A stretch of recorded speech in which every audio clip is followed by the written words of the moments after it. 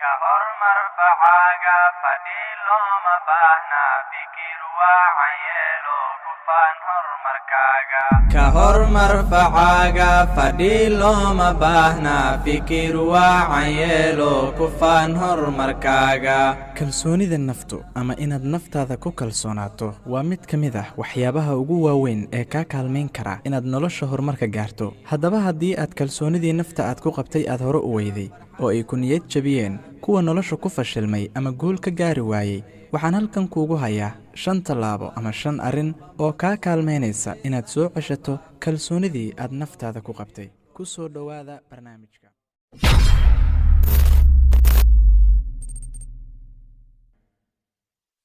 wajah arinta. si qofku uu soo ceshto kalsoonidii uu ku qabay naftiisa, waxay u baahan tahay awood iyo weliba adkaysi badan si uu u wajaho shay waliba oo adag oo ka hor yimaada, iyadoo qasab ay tahay oo looga baahan yahay qofka in uu ogaado sababihii keenay guuldaradii hore u soo martay, sidoo kalena uu qirto haddii uu qalad hore u galay.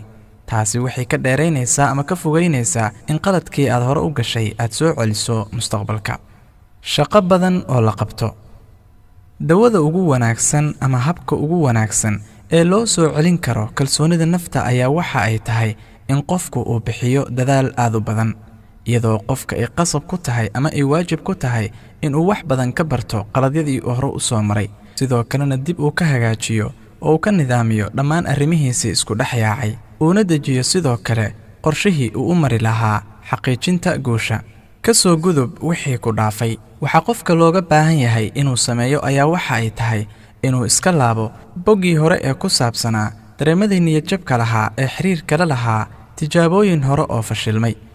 si kastay ahaataba qofka waxaa looga baahan yahay inuu ka fogaado waxyaabahaasi ku soo jiidaya ama xitaa naftiisa ku dhalin kara inay niyadjabto. ogowna waajib ma aha qofku inuu hilmaamo wixii uu ka bartay qaladyadiisii hore, iyadoo taasi u taagan tahay inuusan mustaqbalka soo celin qalad uu hore u galay.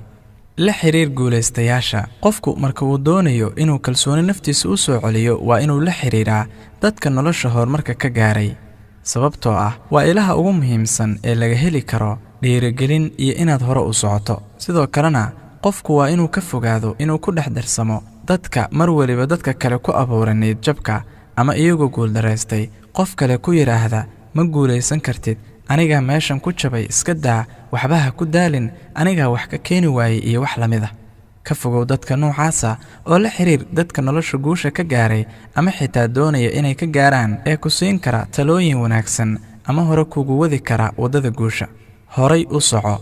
waxyaabaha ka kaalmeyn kara qofku inuu kalsoonidii naftiisa soo ceshto waxaa ka mid ah in uu horay u socdo, sidoo kalena uu sameeyo waxyaabaha daruuriyaadka u ah hore u socoshadiisa, sida inuu jirdhis sameeyo midaasi oo siinaysa dareen naftu ay raaxo ku dareemi karto ama nasasho uu ka heli karo. sidoo kale waxaa looga baahan yahay qofku in uu raaco nidaam cunto isku dheelitiran ah, sidoo kalena uu ka fogaado kelinimada, sababtoo ah kelinimada waxaa laga dhaxlaa ama ay sababtaa in lagu fikiro waxyaabo xunxun oo hore loo soo maray, midaasi oo nolosha ku keenaysa niyadjab aad u weyn, halkaasna waxaa ku dhumaya kalsoonidii aad naftaada ku qabi lahayd. waxaan kuu rajaynayaa inaad noqoto qof naftiisa ku kalsoon, ogowna wax waliba waxaa ka horeeya inaad kaashato Allah subxaanahu wa tacaala, kadibna aad ku kalsoonaato naftaada. insha Allah waad xaqiijin doontaa wax waliba ood nolosha uga baahan tahay.